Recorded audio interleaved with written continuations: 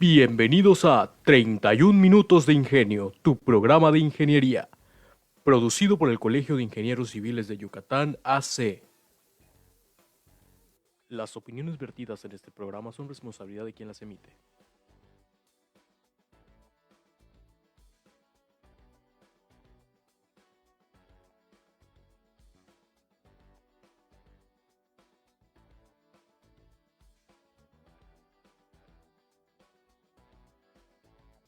¿Qué tal? Buenas noches, venimos a una emisión más de 31 Minutos de Ingenio, el programa producido por el Colegio de Ingenieros Civiles de Yucatán, conocido hoy por Abel Arce y nuestro compañero José Pereira. Y como bien saben, vamos a estar hablando de un tema de ingeniería civil. Les recuerdo, no basta tener un buen ingenio, lo importante es aplicarlo bien. Y pues, Civil, ¿qué tal? ¿Cómo te está tratando la chamba, la nueva chamba? Pues gracias a Dios, bien. Estoy muy cómodo en el lugar donde estoy trabajando, con mis compañeros con los que estoy trabajando. Todavía son prácticas, esperemos que se dé a más y me pueda quedar, ¿no? En un futuro donde estoy trabajando. No quiero decir nombres, pero sí me siento muy cómodo. Al Chile no pensé que me capacitaran, pero sí se tomaron la molestia de sentarse, decirme cómo utilizar programas, mis dudas sobre la teoría y todo eso. Entonces, pues yo siento que sí se está dando muy cómodamente.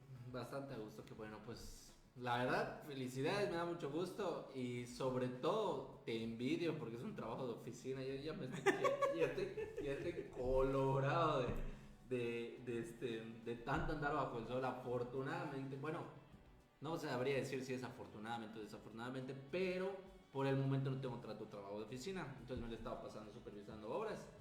Justo tuve un colado la semana pasada que dices, cuando acaba y no sabes, bueno, no debería pasar porque se supone que para eso hacemos cálculos y cuentas, pero te queda así de, sinceramente, con las bombas nunca puedes, bueno, una vez me pasó, le atinas y no te sobra ni una gota de concreto, a veces hasta te hace falta un par de metros, un metro o un metro cuadrado, no un metro cúbico. Pero creerás que me sobró bastante y luego estás así desesperado de no lo pongo. Las columnas de la alberca. Ya, afortunadamente teníamos... Le haces una nueva terracita. No, y lo peor de todo es que mi jefe me lo advirtió. Me dijo, oye, ¿sabes qué? Si hay ahí alguna meseta, alguna tapa de cisterna, ten en cuenta que pues el colado de la losa se hace con concreto de 250. Y es uno muy bueno para poner una cochera si vas a tener una cisterna, un biodigestor, una fosa séptica, obviamente por las resistencias. O si no, en su defecto lo puedes usar para hacer algún entrepaño, algún maletero, una meseta. Y así de, sí, arquitecto, no pasa nada. Ya le saqué cuentas, tantas traves, tantos metros cuadrados de losa, el espesor. Y pues que sí me sobró bastante. Afortunadamente teníamos preparado 4 columnas de una alberca. Y y le atinamos, ahí se nos gastó, no sobró nada prácticamente. ¿Prefabricadas o las ¿Qué? columnas? No, de una alberca. Ah, O sea, ya teníamos hecho el armado. Habíamos suspendido el colado de las columnas porque estábamos apresurados por terminar la losa. Pero ya teníamos hecho los armados, entonces en ese momento solo fue poner los armados, ver que estén alineados y le vertimos el concreto. no, pues pensaste rápido, la verdad, y no hubo pérdida. Así es, afortunadamente. Pero bueno, cambiando de tema, le queremos mandar un saludo y una felicitación a la FEMSI. Está justo hoy, comenzaron con su tercera reunión nacional. Esperemos que todo esté yendo bien. Justo nos hicieron una invitación el día de ayer por nuestro compañero Pepe, porque se está dando en formato híbrido. Entonces, ya saben, es más fácil participar por esta parte. Pero bueno, ya entrándonos un poco más en tema, vamos a hablar hoy de estratos de suelo y cómo tratarlos. Y yo creo que podríamos empezar por qué tipo de suelo tenemos en Yucatán. Bueno, pues el tipo de suelo que predomina, no estamos diciendo que es el único porque no hay absolutos. Es El kárstico. el kárstico, la roca caliza, nuestra famosa, ay, ¿Laja? ándale, nuestra famosa laja. Que cuando tocas laja, ahí es. Y fíjate que es Es impresionante porque llevas, bueno, al menos por mi parte, llevas primero mecánica de suelos y luego llevas, ¿cómo se llama el profesor que nos dijo que era un suelo kárstico? Pavimentos. No eran pavimentos, eran materiales de construcción o procedimientos de construcción. Sí, materiales de construcción. Y a pesar de que llevas una antes que otra, pues quien realmente te dice el nombre del tipo de este tipo de suelo fue el ingeniero Baeza. Un saludo, si es que nos está viendo. Y bueno, ¿cuáles son las características de este tipo de suelo? Pues es un suelo que podría decirse firme, estable. De hecho, podríamos decir que Yucatán es la envidia de otros lugares porque tenemos un suelo muy noble que no sufre cambios o deformaciones tan abruptas. Que si bien no hemos, que si bien apenas estamos comenzando a tener construcciones de gran magnitud, pues por el tipo de construcción que hemos tenido, que acostumbramos a tener, pues la verdad este tipo de suelo es muy noble, muy fácil de tratar, por así decirlo. Y otra de sus características es que tiende a ser muy como una esponja, poroso. Efectivamente, deja pasar, tiene muchos espacios vacíos con aire que pues se pueden saturar o digo, deja pasar el agua, se pueden saturar, se pueden ensuciar, como ya muy bien hemos mencionado en programas pasados. De hecho, ahorita que comentas en eso de que nuestra forma de construir nuestros edificios que acostumbramos, porque ya se está cambiando, se favorecían por el tipo de suelo que teníamos, en este caso la roca kárstica, que nos permitía pues obviar algunas situaciones, como se obvia de que aquí no hay sismos, que eso está mal, ¿no? Que hay bajos sismos, no es que no hay. Se podían obviar las situaciones de la cimentación y como te decía, ¿no? Tocas laja, ahí quedó. ¿Cuántos ya Sí, pero hasta cierto punto no tampoco es tanto que tocas laja y ahí. Efectivamente. Porque obviamente tienes que tener en cuenta cómo van a funcionar las cargas en tu estructura, porque de ser necesario tienes que todavía romper la laja. A mí me tocó en un proyecto que estuvimos viendo hace un año en la empresa, era un hotel de 3 plantas.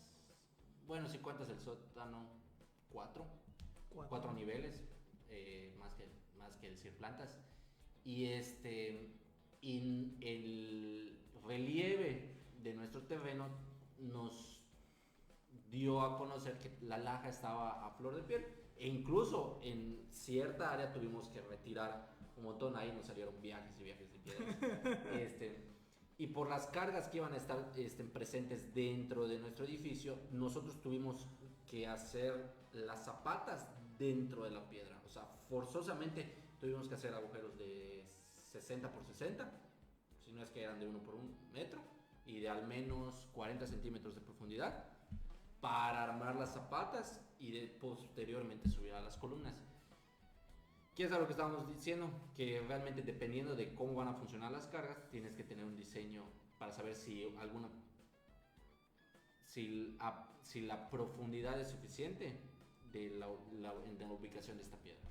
Sí, efectivamente. De hecho, ahorita que mencionaba lo de que algunos obvian la cimentación, yo podría decir que es una mala costumbre, ¿no? Mala práctica, no tenerla mucho en cuenta, porque en una anécdota que un ingeniero me contó, una vez, un ingeniero estructurista, perdón, que estaba haciendo un diseño y acompañado de otra mala práctica de construir al momento que se está diseñando, que le pidió, necesito empezar a construir, necesito ya empezar la obra, pásame la cimentación. Y con eso ya que inicio, mientras lo construyo, terminas la parte estructural. Y el ingeniero muy amablemente le respondió que eso es lo último que se hace, porque primero se tiene que acabar para saber las cargas que debe soportar esta cimentación, y más que el tipo pues dónde va a estar asentado, el tipo de suelo, los empujes del suelo, que la verdad no quiero afirmar, porque sí desconozco mucho cómo contemplar los empujes de suelo con la roca kárstica. Porque no sé si te acuerdas cuando vimos los empujes, que estos pues dependiendo del terreno, del nivel, del tipo, se generan ciertos empujes de volteo,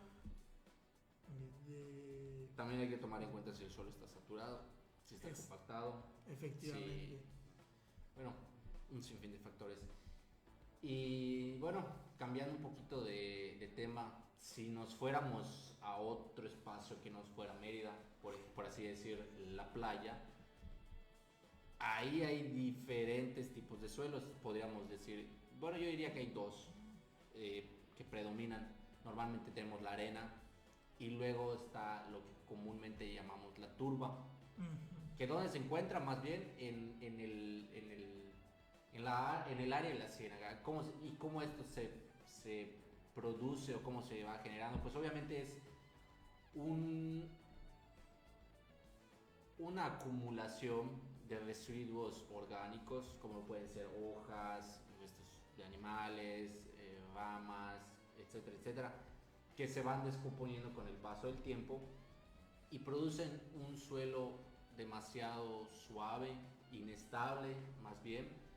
Y en estos casos, para construir, recuerdo que el profesor nos había dicho que de las mejores soluciones es hacer una losa de cimentación, que es algo que realmente no estamos muy familiarizados o acostumbrados. O sea, que es, a grandes rasgos, retirar todo este material de desecho, que no digo que no sea inservible, sino que para el ejercicio nuestro no es necesario, y simple y sencillamente construir una plancha, una losa de concreto, y de ahí ir levantando nuestra edificación, que si bien es una solución al tipo de suelo, no está absuelto de tener problemas de asentamiento, porque sabemos que sigue estando construido sobre una superficie suave. Entonces se puede seguir sufriendo deformaciones conforme al tiempo. Lo que va a evitar son desplazamientos diferenciables. ¿Y a qué me refiero con esto? Cuando, no sé si a alguna persona le ha sucedido en su casa, que de repente te sale una grieta en un muro, en el medio del muro, y tú dices, ha de ser el acabado o algo, y posiblemente sea. Otro de los motivos sería que una parte de tu casa se está desplazando hacia abajo y otra se está quedando en su lugar, haciendo una losa de cimentación. Un ejemplo más claro de eso es lo que le está pasando a Bellas Artes en la Ciudad de México, que una parte se está desplazando hacia abajo y la otra se está quedando y se están generando muchas grietas. O para que tú reconozcas, y esa fue una de las experiencias que tuvimos cuando viajamos a Jalisco, la catedral o una iglesia de Jalisco en que hicieron la línea del metro subterráneo, tuvo afectaciones por desplazamientos y o sea, fue un arco que se agrietó completamente. Y realmente no lo pudimos apreciar, pero sí nuestros compañeros de Jalisco nos dijeron, porque de hecho estábamos pasando y preguntamos, oye, ¿qué está sucediendo en esa parte? O sea, sí, porque era una entrada que cerraron y nos medio asomamos y vimos que estaba todo marcado, encintado. No, es que pasó esto, se cayó un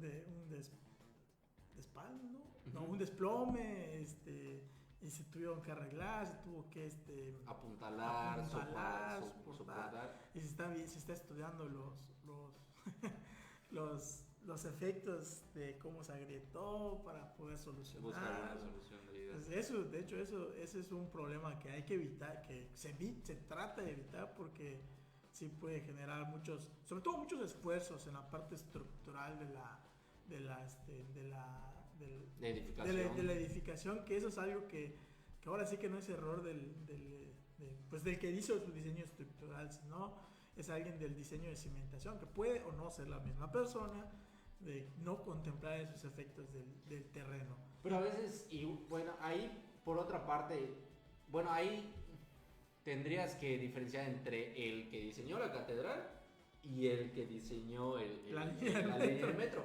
Porque estás de acuerdo que debes de tener en cuenta de que, ok, si voy a retirar cierta cantidad de sustrato, ¿qué afectaciones va a tener hacia las estructuras aledañas? No, y también debes que contemplar de que si yo voy a retirar sustrato tipo A, que me confirma que todo de aquí hacia arriba sea sustrato tipo A y no sea sustrato tipo B, que pueda contener otro tipo de especificaciones, ¿no? También eso hay que tener en cuenta, como dije al principio, de que aquí predomina la roca caliza, pero no es el único tipo de sustrato o de estrato que tenemos. Hay que hacerlos.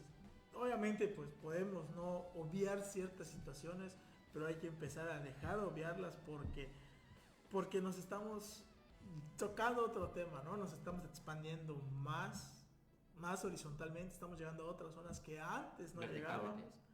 Vertical, no, horizontalmente. Bueno, las dos, o sea, realmente Mérida está creciendo hacia ambos lados. Pero me refiero a que horizontalmente estamos creciendo, estamos tocando zonas que normalmente no estaban habitadas, que no existen estudios, porque pues los estudios mayormente son de Mérida, no de carretera Mérida Humano, carretera Mérida Progreso, carretera Mérida Cancún, si me doy a entender, sí, ¿no? Entonces eso hay que tener mucho cuidado, no tratar de no obviar en esas situaciones, porque pueden generarse deslizamientos, pueden generarse asentamientos, inundaciones, como pues está pasando en ciertas zonas de la ciudad que no se contemplaban. Exactamente. Y ya por otra parte, si hablamos de cómo nuestro suelo afectan nuestras estructuras, yo quisiera tocar ya ir hacia la parte patológica que normalmente podemos observar en las playas. Sabemos que los estratos ya más cercanos hacia la costa tienen una alta concentración de salinidad. No sé si alguna vez has observado, a mí me pasa mucho en la casa de mis familiares, la casa que normalmente pasamos de vacaciones, que incluso de los muros está empezando a brotar la sal. O sea, ya puedes ver la cristalización de la sal y tú dices, ¿de dónde? O sea, y es cuando empiezan a explicarte que realmente pues ahí puedes observar que nuestro suelo, o sea, el suelo kárstico trabaja como una esponja. Tú dices, no, pero si es roca que tengo colocado con el cemento, luego hay una cadena, luego están los bloques, sí, pero esa roca tiene poros y obviamente por capilaridad van subiendo los fluidos, los líquidos, los minerales que están presentes en nuestro suelo y van afectando al final nuestras estructuras, que si bien pueden afectar a nuestro acero, pueden afectar a nuestros bloques, pueden afectar incluso a nuestros acabados. Ese es un problema que solo de una manera he logrado solucionar, que es colocando losetas de cerámica, pero el problema sigue persistiendo. Sobre todo el problema es si te llega a tocar un acero, porque tú sabes que si tienes una estructura de concreto reforzado y el acero falla, va a fallar tu estructura. Estructura completa, así es. Por ello se debe tomar realmente el concreto igual trabaja como una esponja. Aunque los poros son más pequeños, sigue absorbiendo y permitiendo el paso del agua o el paso de estos minerales. Como tú mencionaste, por capilaridad. Una puede ser más rápida que otra, pero siempre está. Exactamente. Y por ello, pues debemos de procurar hasta cierto punto. Inclusive, en una de las casas que le tocó hacer a la empresa en el trabajo, ya yo no lo vi. Fue un trabajo que hizo anterior a que yo ingrese. Y nunca lo había visto, nunca, mucho menos lo había escuchado, esta práctica, que le colocaran el impermeabilizante base solvente, creo que es, el oscuro, el que parece el concreto plástico, creo que normalmente lo conocen, a la propia mampostería, como para tapar esos poros y evitar que la salitre, como normalmente le conocemos aquí en la región, afectara a los bloques. Y de la misma manera, he visto en otras construcciones que en las áreas donde ya se supuso, ya se sabe que van a estar muy expuestas a la humedad, Tal vez no a la mampostería, pero sí le aplican el mismo concreto plástico a los bloques. Ya es una práctica más, yo diría moderna, yo diría a lo mejor de ahí lo vio mi empresa y se estaban agarrando diciendo, bueno, pues si realmente el problema viene de la cimentación, pues ¿por qué, por qué ir al muro cuando realmente puedes empezar desde la base? Sí, efectivamente, que es de la que más contacto tiene con el terreno natural, Que es el que al final va a afectarnos como a tal. sostener toda nuestra estructura. De hecho, ahorita que mencionamos todo esto, yo tengo una pequeña anécdota cuando fui a Jalisco, Guadalajara, y estaba caminando por la calle. Normalmente, no sé por qué, se me dio caminar por el camellón, no el camellón, donde se pone la planta, ¿no? Uy, ¿Es camellón? ¿El camellón? Sí. Sí, es el camellón. El camellón, en donde está el árbol, ¿no? Que adorna la ciudad, y yo muy confiadamente lo pisé pensando de que pues ahí se iba a quedar, no iba a pasar nada, y casi me doy casi me caigo. ¿Por qué? Porque lo pisé y lo primero que pasó fue que como es un suelo más fino, no es tan compactado como el de nosotros, pues se vino para abajo mi pie y pues me agarró en curva y yo ay, me caí. Y fue, no sé si se lo comenté a mis compañeros de que no, esto es algo muy insignificante que no entendería o no contemplaría. Pero yo que vengo de una zona donde todo literalmente pisas tierra y es como si hubieras pisado concreto porque ahí está. Y el tantito desplazamiento que tuvo mi pie pues me agarró en curva por mi costumbre no pero pasa precisamente nada. es porque ya son áreas donde el suelo ya no es, nosotros aquí, aparte, o sea, nuestra roca es, nuestro suelo es el cárstico. Los finos que normalmente podemos encontrar son de arena limosa, que como bien sabrás es aquella que tocas y no te deja residuos como tal en los dedos, que era otra de las explicaciones que nos decía nuestro profesor, bueno, igual la ingeniera, que es más fácil de detectar de esa manera, que lo tocas y no te deja residuos en la mano, no te mancha. Ahora, cuando un suelo te deja residuos difíciles de quitar, que ya tendrías que tapar o lavar, ya estamos hablando de una arcilla. Y ya las arcillas es otro tipo de suelo que no voy a evitar decir que no están presentes en nuestro estado, pero no son comunes. Normalmente las encuentras por la Sierra de Ticul, si no me equivoco. Sí. Por allá.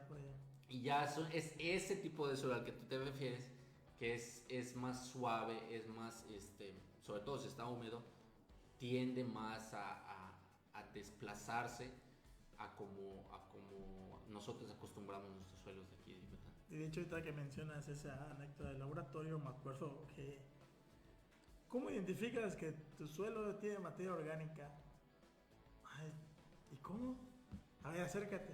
¿Qué pasó? Huélelo. No, pues huele a tierra mojada. Pues tiene materia orgánica. Pero es algo raro, ¿por qué te lo dices si huele a tierra mojada y no te dice huele a materia orgánica mojada? O sea, ya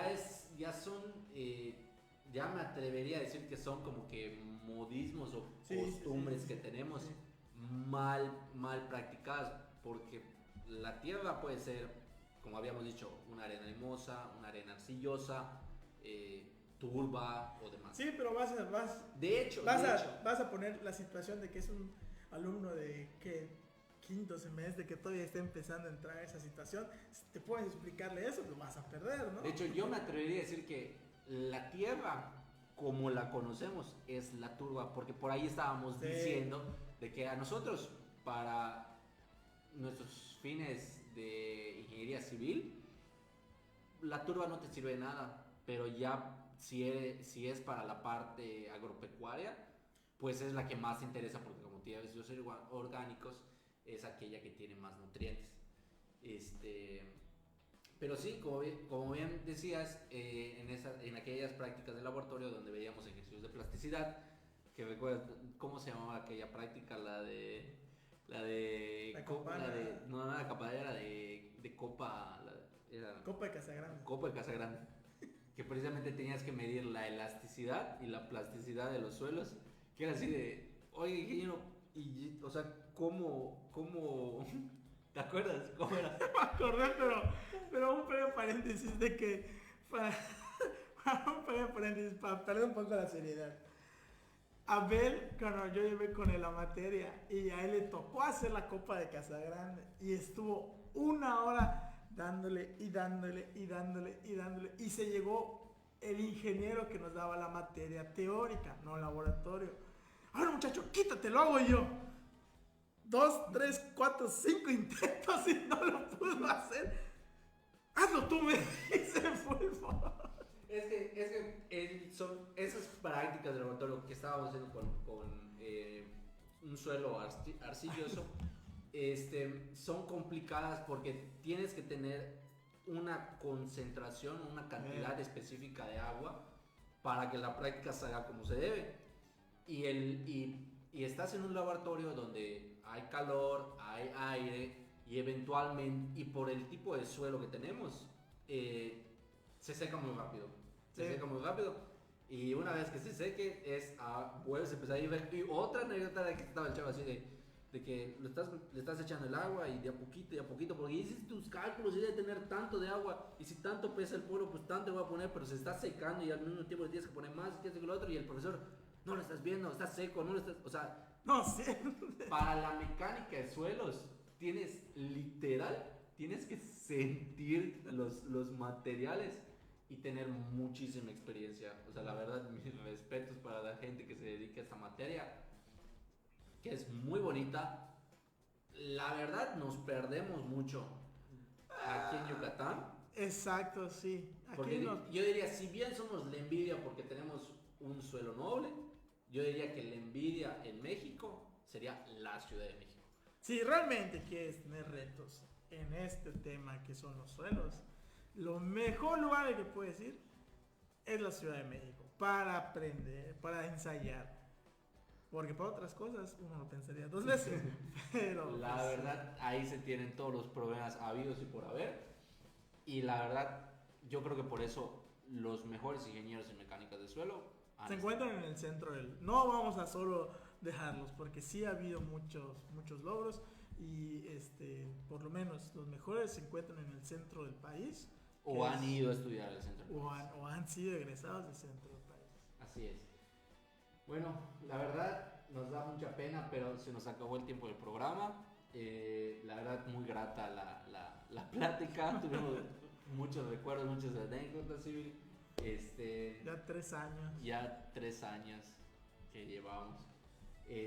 Bueno, chicos, pues me despido de ustedes. Gracias, Civil, por acompañarnos hoy. Y le mando un saludo y un agradecimiento al equipo del Colegio de Ingenieros Civiles de Mérida. Suemi, Mildred, Dajalma, Miguel. De hecho, Mildred nos estaba viendo, justo se me acordó. Y discúlpenme revisar los comentarios. Un saludo, Mildred, muchas gracias. Miguel, Dajalma, y ya creo que no me estoy olvidando de nadie. Suemi, Mildred. Y le vuelvo a mandar un saludo a nuestros compañeros de la FEMSIC. Espero que esté yendo todo bien y siga funcionando bien en su tercera reunión nacional. Bueno, pues sin más, me despido. Buenas noches. Muchas gracias.